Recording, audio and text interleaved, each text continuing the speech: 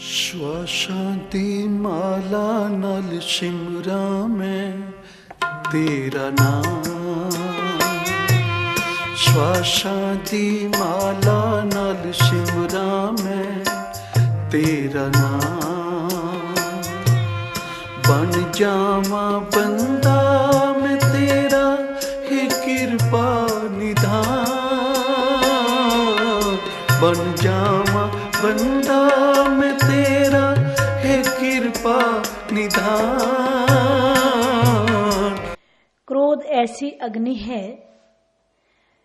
जो जिंदा ही मनुष्य को जलाकर राख कर देती है।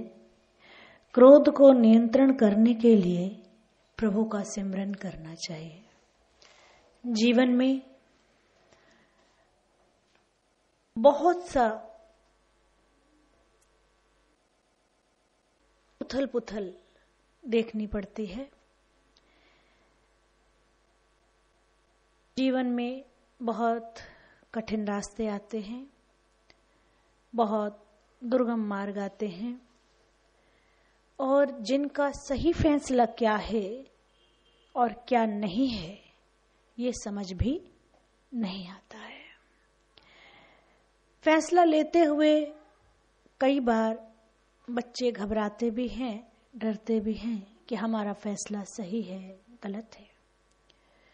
जिस समय ऐसी परिस्थिति आ जाए उस समय भगवान को हाजिर नाजिर जान के मेडिटेशन में बैठना चाहिए और ईश्वर से प्रार्थना करनी चाहिए, हमारी इच्छाओं को नजरअंदाज करते हुए प्रभु हमारे जीवन को और हमारे फैसले को उस ओर ले चलो जो फैसला आपकी कृपा से उचित हो। चाहे वो देखने में कितना ही कठिन क्यों ना हो, देखने में कितना ही दुर्गम क्यों ना हो, परेशानियों से भरा क्यों ना हो, लेकिन मेरे मालिक जब अपने जीवन डोर आपके हवाले सौंप ही दी है तो फैसला आपके हाथ है। परमात्मा को हाजिर नाजिर जान के जब आप मेडिटेशन में बैठते हैं और फिर जो जवाब आता है उस जवाब के अनुसार ही आपको फैसला लेना चाहिए, चाहे वो आपकी मर्जी के विपरीत है चाहे आपकी मर्जी के अनुकूल है, इससे फिर कोई फर्क नहीं पड़ता। क्योंकि यदि आपकी मर्जी के विपरीत भी है तो भी वो फैसला जो मेडिटेशन में आता है वो ही फैसला ईश्वर का फैसला होता है और अपने जीवन के लिए अच्छा होता है। जीवन में कई बार ऐसे मोड़ भी आएंगे कि आपके फैसले से लोग हंसेंगे, आपके फैसले को देखकर लोग आपकी खिल्ली भी उड़ा सकते हैं, आप पर तानाकशी भी कर सकते हैं, लेकिन उस परमात्मा के ऊपर भरोसा करते हुए, परमात्मा पर अपनी जीवन डोर सौंपते हुए यही अर्जी लगाना कि हे परमात्मा, जो भी हमारी जिंदगी में फैसले हों वो ईश्वर आपकी कृपा से हों, हमारे किए कुछ भी ना हो, और जो जैसा सोचे, जो जैसा करे, जो जैसा हंसे, परमात्मा उनको आप देख लेना, बहुत ध्यान से आप देख लेना। क्योंकि जब आप देखोगे तो फिर उसे हंसने का मौका नहीं मिलेगा, फिर उसकी जिंदगी में शायद हंसने के दिन भी कम हो जाएंगे। क्योंकि जो दूसरे की खिल्ली उड़ाता है उसकी जिंदगी ही बड़ी रसहीन हो जाती है। शुरू में तो अच्छी लगती है लेकिन बाद में रसहीन हो जाती है। इसलिए दुनिया की परवाह न करते हुए आप अपने जीवन में आगे बढ़ें और परमात्मा को हाजिर नाजिर जानते हुए अपने जिंदगी के फैसलों को उसके हवाले छोड़ें और उससे प्रार्थना करते हुए मेडिटेशन में बैठें। जो मेडिटेशन में उत्तर आए उसको परमात्मा का उत्तर जान के काम करें। अपने फैसले को अहमियत मत दें, अपनी इच्छाओं को अहमियत मत दें। आपको शुरू में लगता होगा कि हो सकता है कि कहीं खाई में तो नहीं गिर रहे, नहीं, हो सकता है उससे बड़ी खाई से बचाने के लिए किसी नाली में ढकेल रही हो। अगर जीवन में खाई लिखी है तो नाली में ढकेल के आपकी खाई की खामी को पूरा कर रही हो।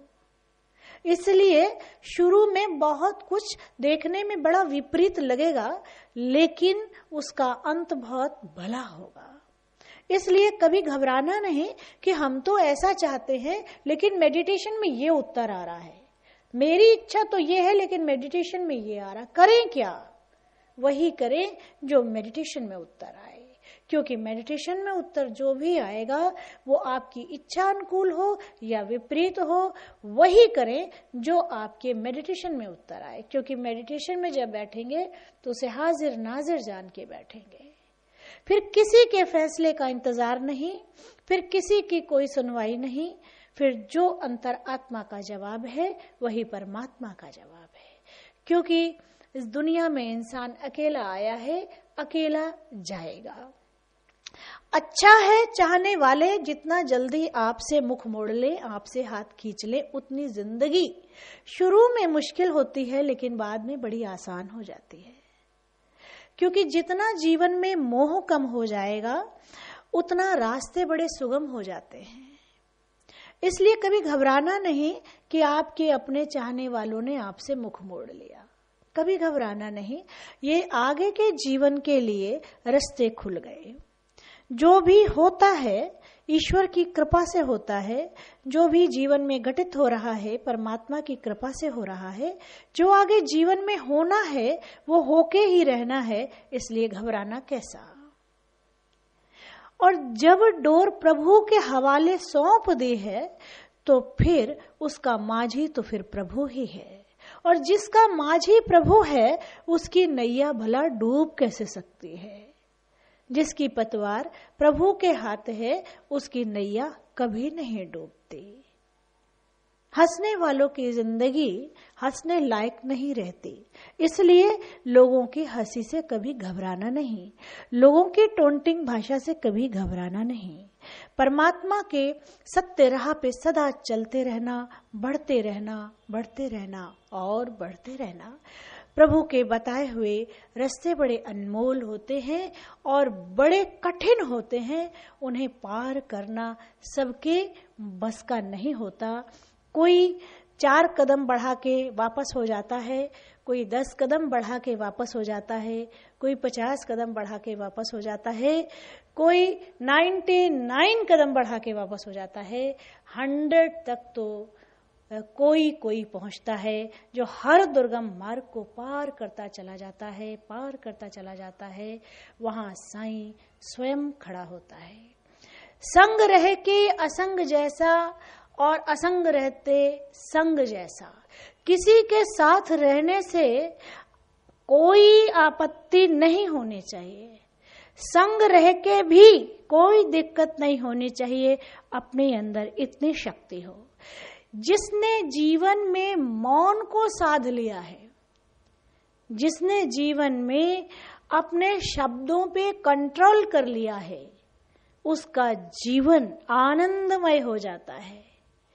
क्योंकि जब आप मौन अवस्था में हैं तो एक व्यक्ति कितना बोल सकता है, क्योंकि ताली हमेशा 2 हाथों से बजती है, एक हाथ से कभी नहीं बजती।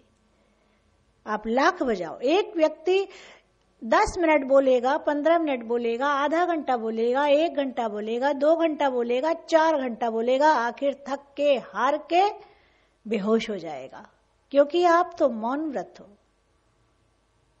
यदि आप चाहते हो कि जीवन में आपके दुर्गम से दुर्गम मार्ग सरल हो जाएं, संग रह के भी आप परमात्मा को पालें, तो उसके लिए सबसे अच्छा है मौन धारण करना, मूक हो जाना, रहते हुए न रहते जैसे, संबंध है संबंध ना हुए जैसे, सारी ड्यूटीज पूरी करते हुए हर माया से अलग, बिना आसक्ति के। जैसे संसार में मुसाफिर मिलते हैं, ऐसे ही अपने रिश्तेदार हैं। इसलिए कैसा घबराना, काहे को घबराना और किससे डरना? कोई डरने की जरूरत है कहां? मनुष्य को जीवन में प्राप्ति के लिए सिमरन नियम का पालन करना अनिवार्य है। नियम से कार्य करने से हर दुर्लभ कार्य संभव हो जाता है। नियम के जीवन में बहुत बरकत है। किसी भी कार्य को यदि आप कर रहे हो तो कितनी भी आपत्ति क्यों ना आए, कितने भी रास्ते में रोड़े, कंकड़, पत्थर, ओले, बरसात, आंधी, तूफान क्यों ना आए, आप अपने नियम का पालन करते रहें, नियम का खंडन नहीं करें। जो होगा देखा जाएगा। जब जीवन की डोर सौंप दी है तो जो होगा देखा जाएगा। जब तेरी ओर निकल आए हैं तो जो होगा देखा जाएगा। क्योंकि इसके रास्ते पे कदम बढ़ाना इतना आसान है नहीं जितना आसान हम बच्चे समझ बैठे हैं। इसका रास्ता बहुत न्यारा है, कंक्रीटों से भरा हुआ है और इसमें लहूलुहान पैर होते ही है।